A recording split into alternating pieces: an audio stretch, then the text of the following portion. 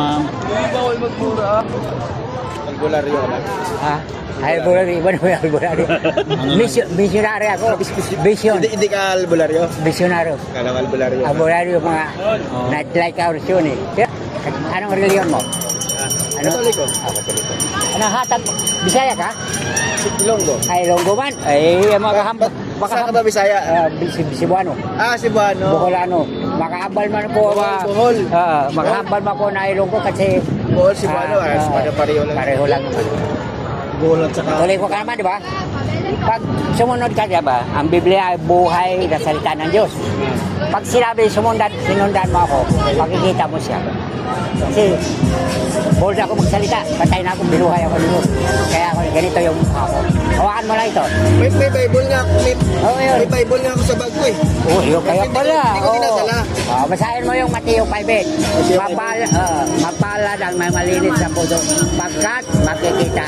Blessed are those clean. Blessed are those clean of heart, for they will see God.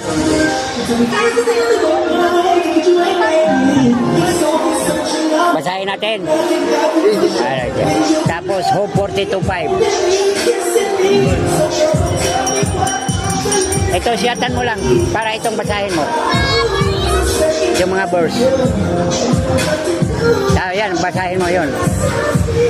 Paano nakita ang Lord? Ito pa kabila pa. Para masawa kapag basa, paano makita ang Lord? Di, hawakan mo to. Sundan mo lang ako. Sundan mo lang ako. Sabi mo, Papa Jesus patawad. Sabi mo. Papa Jesus patawad. Pikit mata mo. Pikit lang, sundan mo ako. Nandiyan na, Jesus, pikit. Huwag kang... Papa Jesus patawad. Ayan na, siya sa harap. Maliwanag pa sa araw. Kaya na.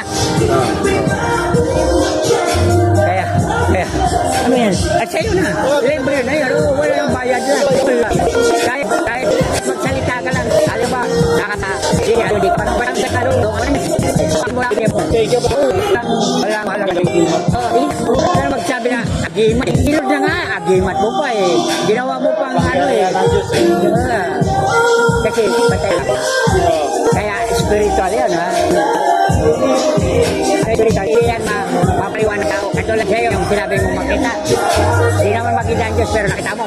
Kaya mapalad ka. Yung Bible, basa mo, mapalad ang may mali sa pagkat makikita